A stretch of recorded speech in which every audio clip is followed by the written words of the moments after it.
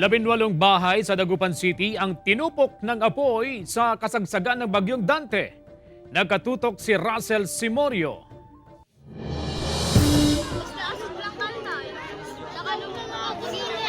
Sa amateur video na ito, makikita ang makapal at maitim na usok na bumalot sa ilang kabahayan sa Barangay Pantal, Dagupan City kaninang umaga. Mabilis na kumalat ang apoy kaya umabot na sa 18 na bahay ang natupok.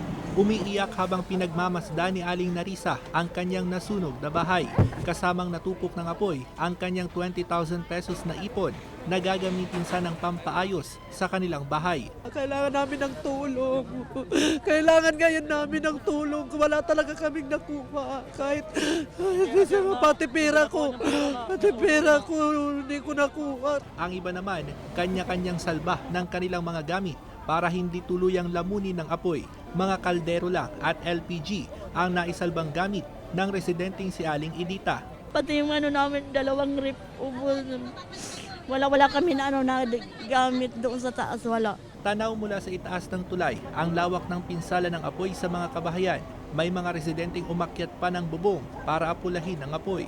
Tulong-tulong ang mga pumbero sa pag-apula sa apoy. Nakisama na rin ang mga residente dito para mabilis na maapula ang apoy. Ayon sa Bureau of Fire Protection, yari sa light materials ang karamihan sa mga bahay dito kaya mabilis na natupok ng apoy.